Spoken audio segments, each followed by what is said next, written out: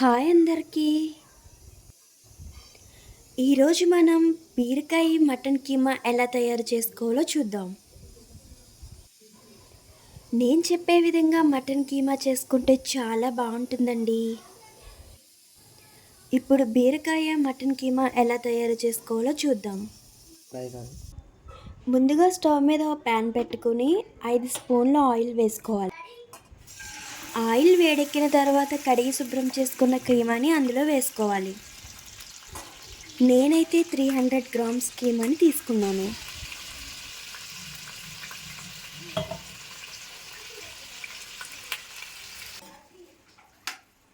కీమాని బాగా ఆయిల్లో వాటర్ పోయేంత వరకు వేయించుకోవాలి.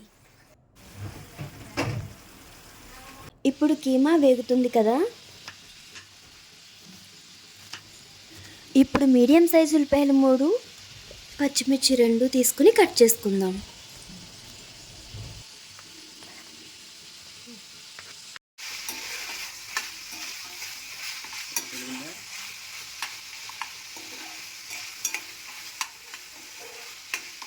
ఇప్పుడు మటన్ కీమా వేగింది కదా, ఆల్రెడీ కట్ చేసి పెట్టుకున్న ఉల్లిపాయలు పచ్చిమిర్చి వేసి వేయించుకుందాం.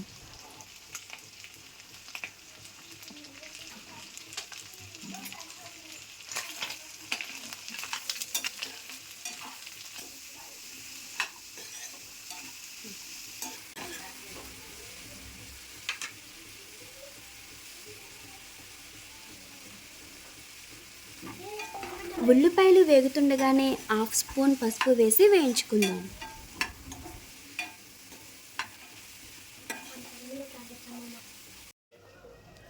ఇప్పుడు లేతగా ఉన్న 3 బీరకాయలు తీసుకుని పై పెచ్చు చెక్కుని చిన్న ముక్కలుగా కట్ చేసుకోవాలి.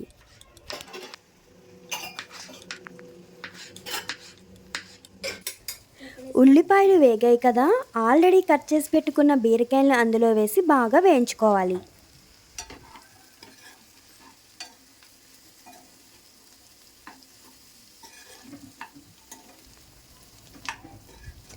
ఇప్పుడు 2 రెబ్బల కరివేపాకు వేసుకుని బాగా కలిపి ఇప్పుడు అందులో తగినంత ఉప్పు వేసుకుని బాగా కలుపుకోవాలి.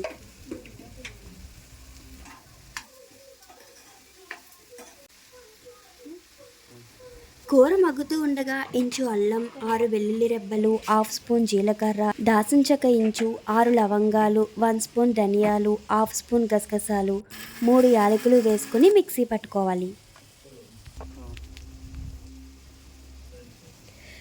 ఈ మసాలా మిశ్రమాన్ని కర్రీలో వేసుకుని పచ్చివాసన పోయేంత వరకు కర్రీని బాగా కలుపుతూ వేయించుకోవాలి.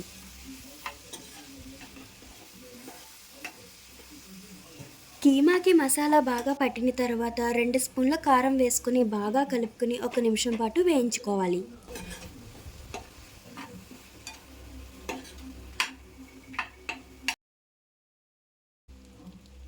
ఇప్పుడు కీమాలో గ్లాసుడు వాటర్ వేసుకుని బాగా కలుపుకొని మూత పెట్టి 10 నిమిషాలు ఉడకనివ్వాలి.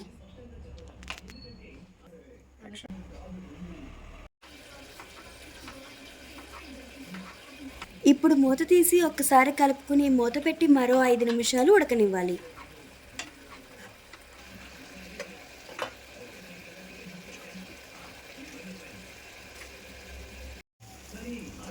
ఇప్పుడు మూత తీసి చూస్తే వేడి వేడి మటన్ బీరకాయ కీమా రెడీ అండి.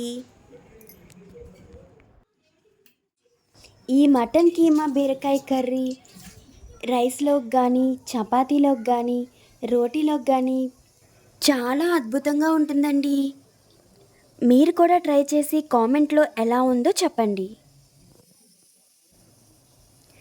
ఈ వీడియో కనుక మీకు నచ్చినట్లయితే ఈ వీడియోకి ఒక లైక్ వేసుకోండి. ఛానల్ని సబ్స్క్రైబ్ చేయడం మాత్రం మర్చిపోకండి. Thanks for watching.